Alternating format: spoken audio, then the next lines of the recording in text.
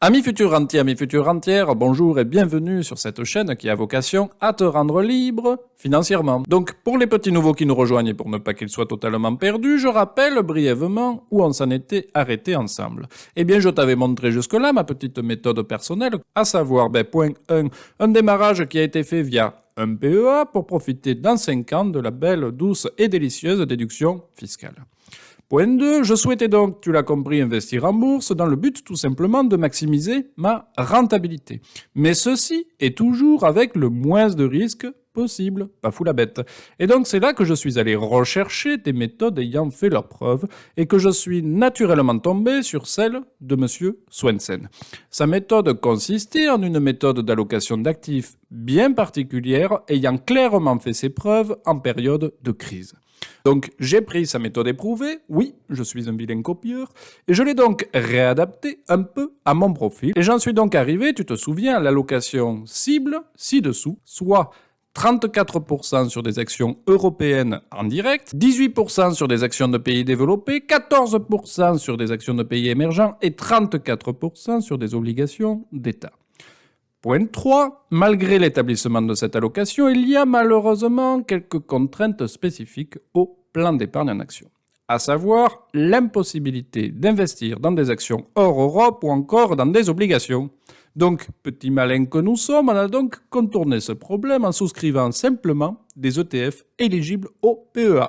Point 4, nous étions parvenus à ce stade, et avec grand succès, à cibler donc 2 ETF qui nous allaient bien pour répondre à notre objectif d'allocation d'actifs. Sur déjà les pays développés avec le Amundi MSCI World et sur les pays émergents avec son petit frère, le Amundi MSCI Emerging Market. Par contre, mes amis, il nous reste une dernière opération qui, ce coup-ci, concerne la recherche de l'ETF parfait relatif aux obligations d'État. Mais avant de partir pour cette mission, je dirais presque impossible, laisse-moi te dire 2 mots très importants. Magnéto Serge.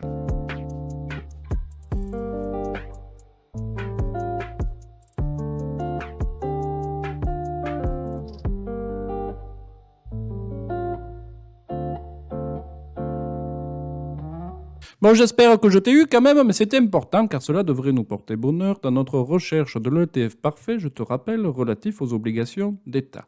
Donc, première question, je suis bien gentil, mais déjà, c'est quoi une obligation?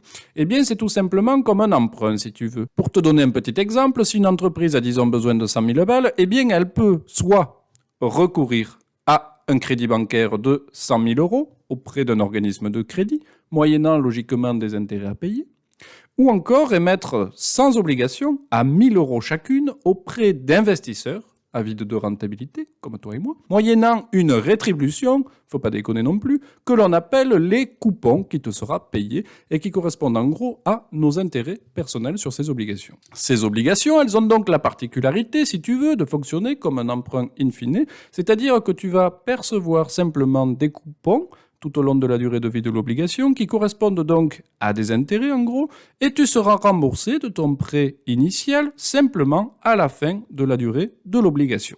Tu deviens là, si tu veux, mon ami, un peu comme une banque. Donc tu peux voir au travers de ce petit exemple que c'est un actif qui est effectivement complètement différent par rapport aux autres. Dans l'autre, tu détiens une part de l'entreprise, tandis que là, tu es le prêteur auprès d'une entreprise, un État. Un point qu'il faut que tu gardes à l'esprit quand même et qui est vraiment prépondérant, c'est qu'il faut que tu comprennes que ces petites obligations, elles peuvent ensuite se racheter entre investisseurs. Et là encore, grosso modo, sache que c'est la loi de l'offre et de la demande qui s'applique. Je m'explique. Aujourd'hui, je possède des obligations d'une entreprise avec un taux de coupon en gros d'intérêt de 2%. Demain, sort des obligations de la même entreprise avec un taux de coupon de 2,5%. Logiquement, tout le monde souhaitant effectuer le meilleur placement, tout le monde va donc vouloir vendre ses anciennes obligations. Et du coup, c'est la cata. Quand tout le monde veut vendre un produit et surtout que personne n'en veut, son prix, logiquement, baisse. Et donc, la valeur de ces obligations va naturellement baisser. Je te partage cette information que je qualifierais vraiment de capitale, car j'ai justement, figure-toi à titre personnel, pris le bouillon à mes débuts à cause de ce point-là. Donc maintenant qu'on a vu le concept des obligations, il faut savoir que les grands gourmands des obligations sont effectivement déjà les États. En effet, ils financent leur politique via des obligations et ils sont, d'ailleurs pour cela, notés par des organismes afin de détecter s'ils sont bons ou mauvais payeurs. Tu entendras souvent parler de notation AAA, AAA, voire même BBB parfois. Non, ne t'inquiète pas, je suis pas en train de faire des vocalises, c'est un point qu'on abordera ensemble quand nous décortiquerons notre petite ETF. Et d'ailleurs, en parlant d'ETF, on était justement en train de dire que nous devions en chercher un, éligible au PEA et sur les obligations d'État. Eh bien, figure-toi que pour le coup, le choix sera vite fait, car il n'y en a tout simplement qu'un seul. Son petit nom à lui est relativement clair, puisqu'il s'appelle le Lyxor PEA Obligation d'État. Là, j'ai envie de te dire, au moins, on sait à quoi s'en tenir. Et donc, pour que tu puisses le retrouver, je te mets simplement la petite copie écran ci-dessous avec son petit code ISIN. Donc, comme tous les ETF, celui-ci a également pour objectif de répliquer, bien entendu, un fameux indice. Donc un fameux indice, là en l'occurrence, sur les obligations.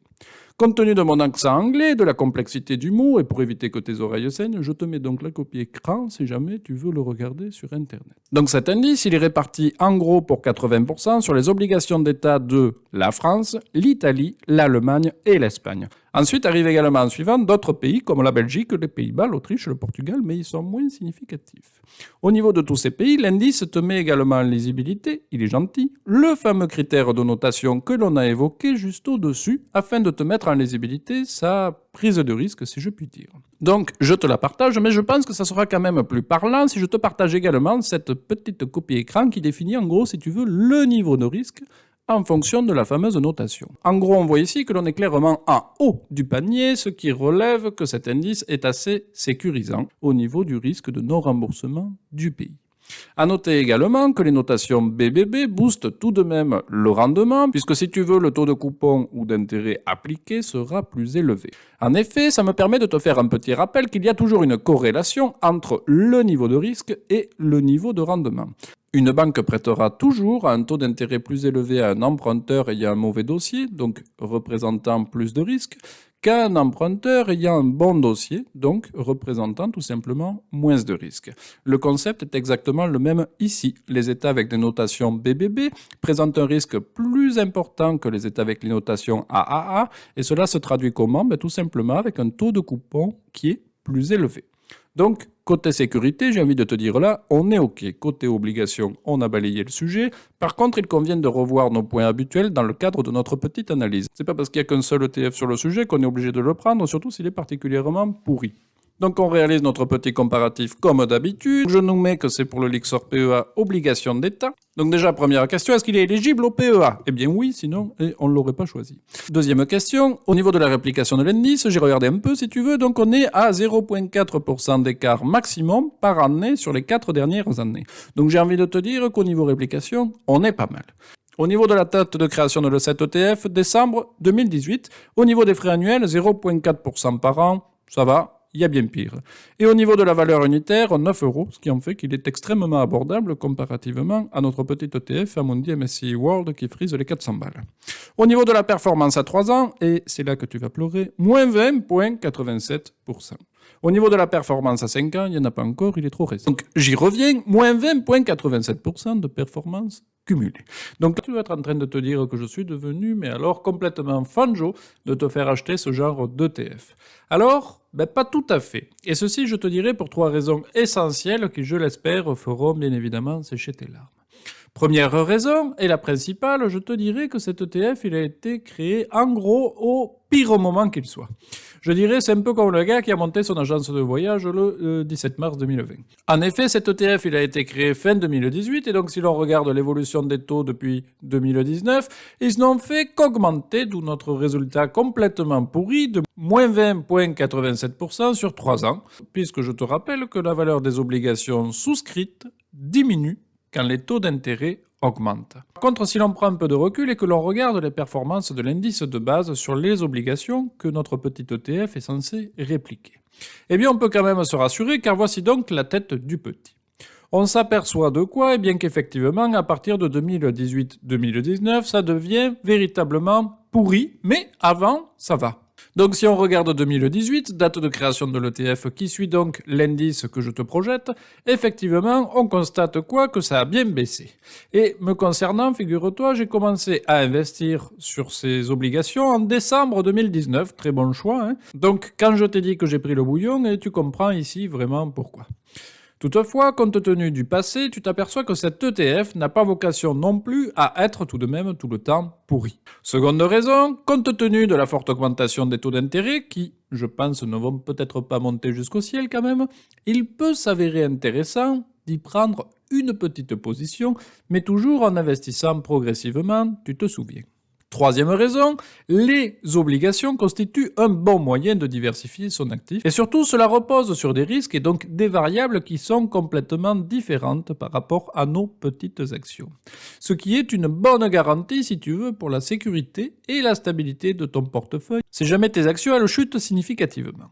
Pour conclure, je te dirais que j'aurais effectué une victoire si tu pars en gardant à l'esprit, déjà que si tu souhaites investir dans des obligations au travers du PEA, tu peux opter pour notre petit Lyxor PEA Obligations d'État. Je te remets d'ailleurs la copie d'écran qui va bien, mais surtout, second point, je veux que tu gardes à l'esprit qu'il ne te faut jamais, au grand jamais, investir dans des obligations quand les taux sont très bas.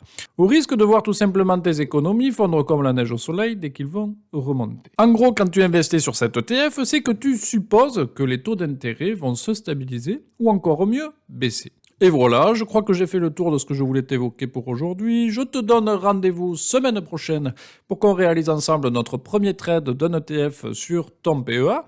Et si cette vidéo t'a plu, eh bien je t'invite à cliquer sur le petit pouce bleu et à penser à t'abonner afin de ne pas louper la suite de nos épisodes palpitants. Je te remercie sincèrement pour ton soutien. Et voici donc venu le temps de la citation inspirante du jour signée Ray Dalio.